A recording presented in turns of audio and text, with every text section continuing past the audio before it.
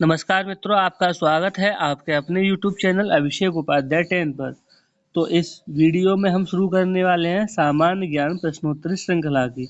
इस श्रृंखला की विशेषता क्या है कि इसमें मैं आपको इतिहास, भूगोल और अन्य विषयों की कंप्लीट रिवीजन करवाऊंगा और ये जो बहुविकल्पी प्रश्न लिखे हुए हैं इनकी विस्तृत व्याख्या भी जहाँ तक संभव होगी करवाऊंगा। तो आप इस वीडियो के साथ बने रहिए। आप चाहे एसएससी की तैयारी कर रहे हो या यूपी ट्रिपल एससी के किसी भी एग्जाम की, ये प्रश्नोत्तरी श्रृंखला आपके लिए बहुत महत्वपूर्ण सिद्ध होने वाली है। अगर आप ये श्रृंखला लगा लेते हैं तो यकीन मानिए आपके सभी विषयों का रिवीजन हो जाएगा। तो चलिए शुरुआत करते हैं। सबसे पहला प्रश्न है कि निम्न में से कौन सा वेद नहीं है। निम्न में से कौन सा वेद नहीं है। तो अब देखें, हम सबसे पहले बात करेंगे वेद की। वेद जो थे, वेद की अगर मैं बात करूं, थोड़ा सा इसको जानकारी दे दूं, तो भारत के सबसे प्राचीन धर्म ग्रंथ हैं। ये जो वेद हैं भारत के सबसे प्राचीन धर्म ग्रंथ हैं और वेदों ने ही वसुधैव कुटुंबकम की हमें प्रेरणा दी। वसुधैव कुटुंबकम, ठीक है, वसुधैव कुटुंबकम का हमें उपदेश दिया। ये वेद 4 प्रकार के होते हैं। कितने प्रकार के होते हैं वेद? वेद होते हैं 4 प्रकार के। 4 प्रकार के होते हैं वेद, ठीक है। एक होता है आपका ऋग्वेद, ठीक है, एक यजुर्वेद, एक सामवेद और एक और होता है अथर्ववेद। कौन सा? अथर्ववेद, ठीक है। 4 वेद होते हैं, ध्यान रखिएगा। ऋग्वेद, यजुर्वेद, सामवेद और अथर्ववेद होते हैं, ठीक है। अगर मैं बात करूं यहाँ पे ऋग्वेद की, अगर ऋग्वेद की बात करूं तो ऋग्वेद में 10 मंडल होते हैं। कितने? 10 मंडल होते हैं, ध्यान रखिएगा। 1028 सूक्त हैं इसमें। 1028 क्या है? सूक्त। और 10,462 ऋचाएं हैं। ऋचाएं का मतलब क्या होता है? ऋचाएं का मतलब होता है आपका मंत्र। ऋचाओं का मतलब क्या होता है? मंत्र। 10,462 मंत्र हैं इसमें। और इसका जो पाठ करता होता है, यानी कि इसको जो पढ़ता है, उसे हम होत्र कहते हैं। उसे क्या कहते हैं? होत्र कहते हैं। ध्यान रखिएगा, एक एक बातें बता रहा हूँ सारी डिटेल में। इसके पाठकर्ता को, ऋग्वेद के पाठकर्ता को क्या कहते हैं? होत्र कहा जाता है, होत्र, ठीक है। 10 मंडल होते हैं, 1028 सूक्त हैं, 10,462 ऋचाएं हैं यानी कि मंत्र हैं और इसके पाठकर्ता को होत्र कहा जाता है। क्या कहा जाता है? होत्र। एक बार फिर सुनिए, मैं रिपीट कर रहा हूँ। 10 मंडल हैं ऋग्वेद में, 1028 सूत्र हैं, सूक्त और 10,462 ऋचाएं हैं यानी कि मंत्र हैं और इसके पाठकर्ता को होत्र कहते हैं। क्या कहते हैं? होत्र कहते हैं। उम्मीद करता हूं आपको बात समझ में आ रही होगी। अगर इसी में आगे बात करूं मैं ऋग्वेद में, तो इसके तीसरे मंडल में, कौन से मंडल में? तीसरे मंडल में जो सूर्य देवता हैं, सूर्य देवता सावित्री हैं, उनको समर्पित गायत्री मंत्र दे रखा है। कौन से मंडल में है? तीसरे मंडल में। तीसरे मंडल में मैंने बताया 10 मंडल है। मंडल कितने हैं इसमें? 10। और 1028 क्या है? सूक्त। और 10,462 क्या है? ऋचा है। तो जो तीसरा मंडल है, उसमें गायत्री मंत्र दे रखा है, ठीक है। अब ये बातें आपको समझ में आ रही होगी। तो चलिए आगे हम इसी को कंटिन्यू करते हैं। अब देखिए आप प्रश्नों का जवाब कैसे आसानी से दे पाते हैं। तो चलिए सबसे पहला जो प्रश्न है वो है, निम्न में से कौन सा वेद नहीं है। तो मैंने बताए थे वेद कितने होते हैं? 4 होते हैं। कौन कौन से? ऋग्वेद, यजुर्वेद, सामवेद और अथर्ववेद। तो ये ब्रह्मवेद क्या वेद है? नहीं है। तो जो हमारा सही विकल्प होगा वो क्या होगा? ब्रह्मवेद। बात समझ में आ गई। अब आगे हम बात करेंगे कि ऋग्वेद में मंडल कितने। मैंने अभी आपको क्या बताया था? 10 तो मंडल हैं। क्या है? 10 मंडल। 1028 क्या है? सूक्त है। और 10,462 क्या है? ऋचाएं हैं। 10,462 ये ऋचाएं हैं। तो बताइए कितने मंडल हैं? आप कहेंगे 10। इसमें कितने मंडल हैं ऋग्वेद में? 10 मंडल हैं, ठीक है। चलिए अब आगे हम बात करेंगे अगले प्रश्न की। तो ये कह रहा है, ऋग्वेद के पढ़ने वाले को क्या कहते हैं? मैंने अभी बताया था, ऋग्वेद के पढ़ने वाले को होत्र कहते हैं। क्या कहते हैं? होत्र कहते हैं। ऋग्वेद की जो ऋचाओं को पढ़ता है, ऋचाएं क्या होती हैं?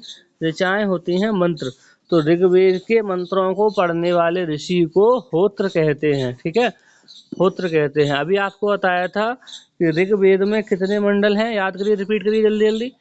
10 मंडल हैं, 1028 सूक्त हैं, 10,462 ऋचाएँ हैं। इसके पढ़ने वाले को होत्र कहते हैं। ठीक है, बात समझ में आ गई होगी।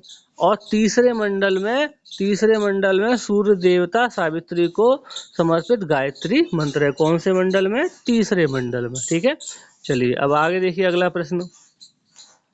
अगला प्रश्न है आपका,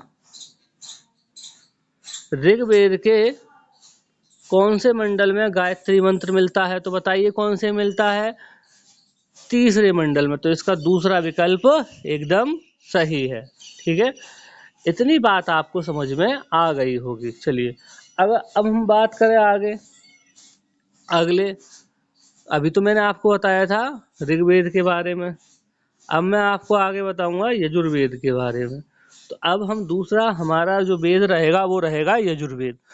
तो यज्ञ संबंधी जो नियम दे रखे हैं वो यजुर्वेद में है। कौन से? यज्ञ संबंधी नियम, यज्ञ।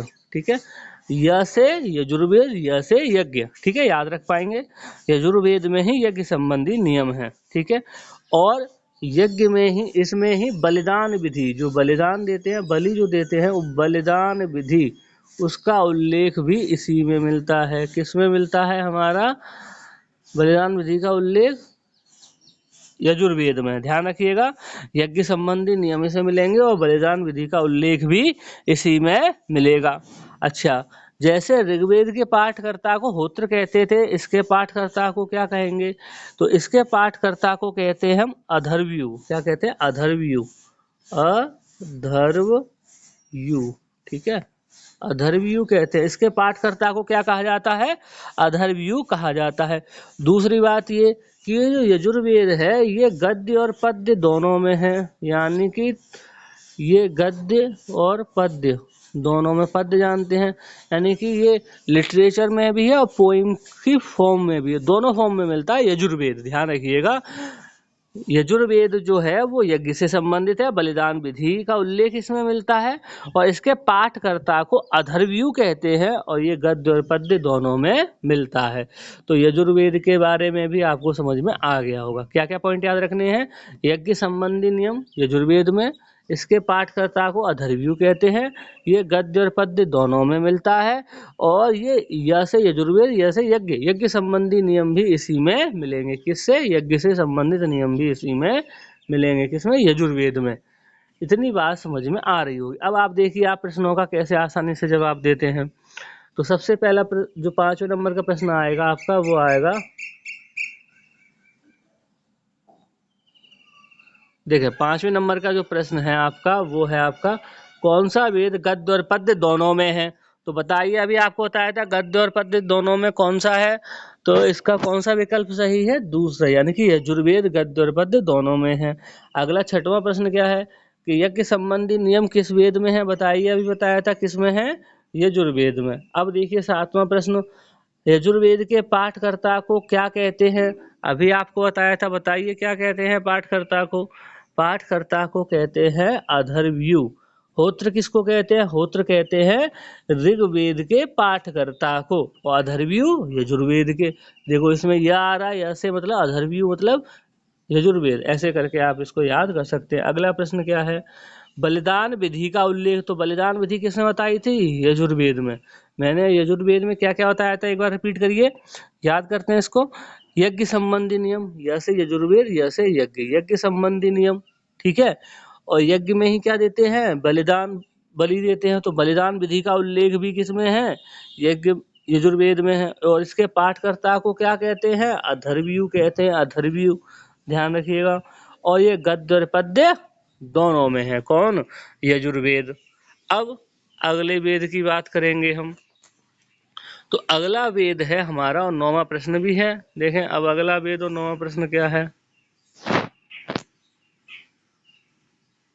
9वां प्रश्न आप देख रहे हैं, 9वां प्रश्न है, भारतीय संगीत का जनक किस वेद को माना जाता है? भारतीय संगीत का जनक किस वेद को माना जाता है? तो देखें इसका जो सही आंसर होगा बताइए आप, वैसे आपको पता भी होगा।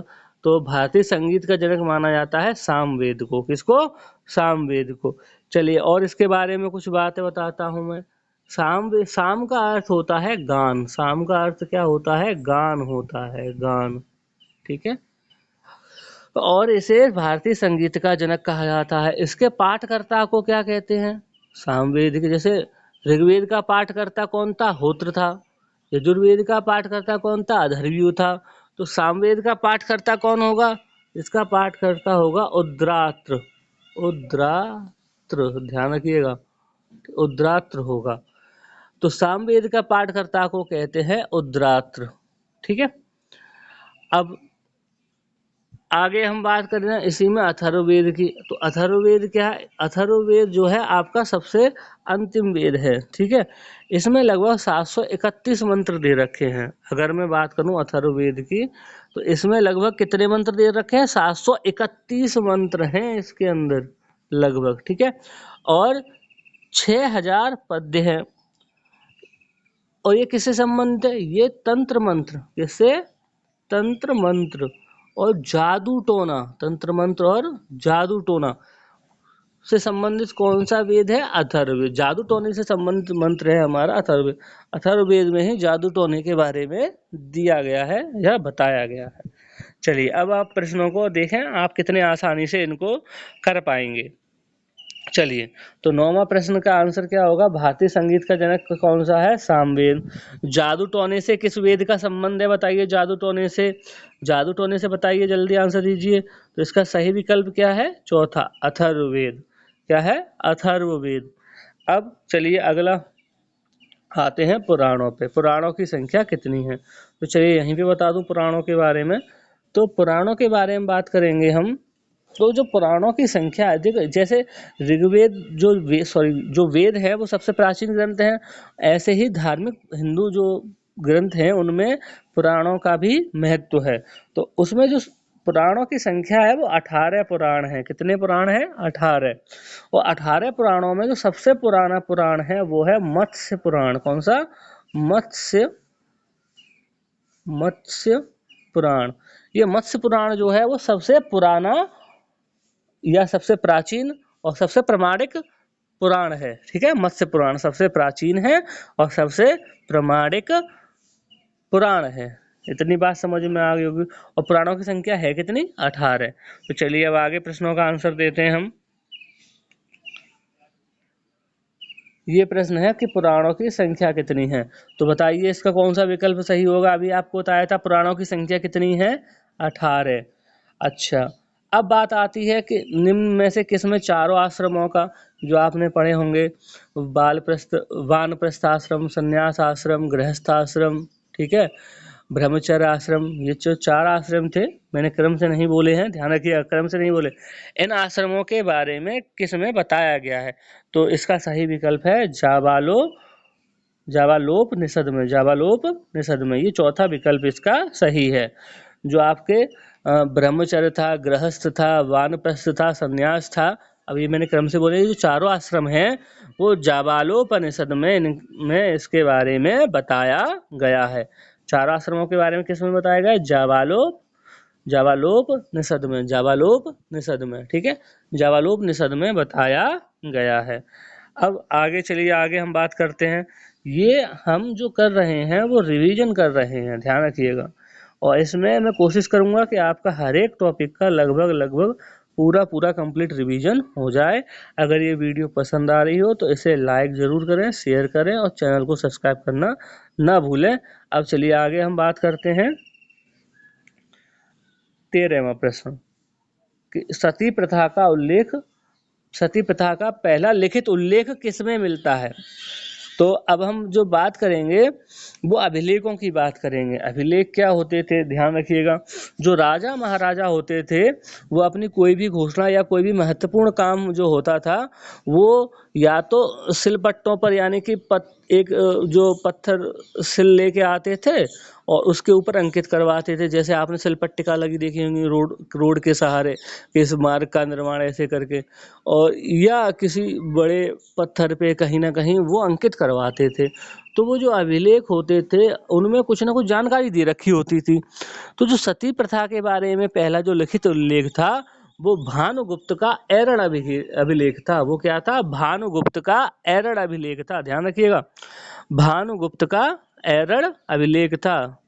ठीक है, भानुगुप्त के एरण अभिलेख में ही सती प्रथा का पहला उल्लेख मिलता है। ये प्रश्न भी बहुत बार परीक्षाओं में पूछा गया है कि सती प्रथा का पहला लिखित उल्लेख किसमें मिलता है? तो किसमें मिलता है? एरण अभिलेख में। ठीक है, अच्छा, अब हम बात करते हैं आगे मनुष्य के विकास की। मनुष्य का विकास कैसे हुआ? आपको पता है कि मनुष्य प्रारंभ में जो था वो निर्वस्त्र होकर घूमता था, यायावर जिंदगी जीता था। ठीक है, और जानवरों की तरह जो था वो कच्चा मांस खाता था, कच्चा मांस खा जाता था। ठीक है, कच्चा मांस। फिर धीमे धीमे उसकी बुद्धि का विकास हुआ, उसने नई नई चीजें समझना शुरू करी, तो उसने पत्थरों, धातुओं और आग का प्रयोग करना शुरू किया। तो जो सबसे पहले उसने जो धातु प्रयोग की वो थी तांबा। कौन सी थी? तांबा थी, ध्यान रखिएगा। मनुष्य ने प्रारंभ में जो सबसे पहले धातु प्रयोग की वो कौन सी धातु थी? तांबा धातु थी। अब चलिए अगर हम आगे बात करें, आगे बात करते हैं सिंधु सभ्यता की। किसकी? सिंधु सभ्यता की। सिंधु सभ्यता का प्रश्न आया है, तो सिंधु सभ्यता की हम बात करें तो इसकी खोज का जो श्रेय है दयाराम साहनी को जाता है। किसको जाता है? दयाराम साहनी। इसकी खोज का श्रेय इन्हीं को जाता है। इन्होंने जो खोज करी इसकी वो 1921 में की। कौन से स्थल की? हड़प्पा की। कौन से की? हड़प्पा, हड़प्पा। ठीक है, हड़प्पा स्थल की खोज इन्होंने की। कब? 1921 में। ये अभी कहाँ है? ये जो हड़प्पा है अभी वो पाकिस्तान के पंजाब प्रांत का साहिवाल जिले में स्थित है। पाकिस्तान के जो पंजाब प्रांत का साहिवाल जिला है वहाँ पे ये स्थित है। अब हम इसके बारे में और थोड़ी सी जानकारी ध्यान करते हैं सिंधु सभ्यता के बारे में। तो इसका जो प्रमुख बंदरगाह है वो लोथल है। वो कौन सा है इसका प्रमुख बंदरगाह? लोथल। लोथल कहाँ पे है? गुजरात में है। लोथल कहाँ पे है? गुजरात में है। और ये कहाँ स्थित है? ये भोगवा नदी के किनारे स्थित है। कहाँ पे? भोगवा, भोगवा नदी के किनारे ये स्थित है। ध्यान रखिएगा, ये भोगवा नदी के किनारे स्थित है। कौन? लोथल। ठीक है, लोथल क्या था? सिंधु सभ्यता का जो प्रमुख बंदरगाह था। ठीक है, बंदरगाह मतलब जहाँ से मतलब समुद्र के किनारे लगा हुआ एक ऐसा स्थल जहाँ पे जहाज वगैरह खड़े होते थे और यहीं से विदेशों के लिए सामान जाया करता था या विदेशों से यहाँ पे आया करता था। ठीक है, अब चलिए सिंधु सभ्यता का पहला प्रश्न क्या है देख लेते हैं। अब हम पहला प्रश्न देखते हैं। तो पहला प्रश्न है सिंधु सभ्यता की खोज किस सन में हुई? तो सिंधु सभ्यता की खोज हुई, अभी मैंने आपको बताया था किस सन में हुई? 1921 में। अगर इसके खोजकर्ता का नाम पूछ रहे तो आप क्या बताएंगे? दयाराम साहनी। क्या बताएंगे? दयाराम साहनी, अभी बताया था आपको। अच्छा, इसका प्रमुख बंदरगाह कहाँ है? लोथल में। कहाँ है? लोथल में। जो दाइमाबाद था वो कहाँ है? महाराष्ट्र में है। ये महाराष्ट्र में। दाइमाबाद कहाँ है? महाराष्ट्र में। इसकी जो सिंधु सभ्यता का जो दक्षिण का सबसे जो अंतिम पॉइंट था वो दाइमाबाद में था। और आलमगीरपुर कहाँ है? ये यूपी में पड़ता है। ठीक है, चलिए अब आगे हम बात करते हैं सिंधु सभ्यता से संबंधित वनमाली किस राज्य में है? तो वनमाली आप बताइए किस राज्य में? वनमाली कहाँ पे है? बताइए। हरियाणा में। वनमाली कहाँ पे है? हरियाणा में। ध्यान रखिएगा, वनमाली कहाँ है? हरियाणा में। वनमाली हरियाणा में स्थित है। ठीक है, वनमाली कहाँ स्थित है? हरियाणा में।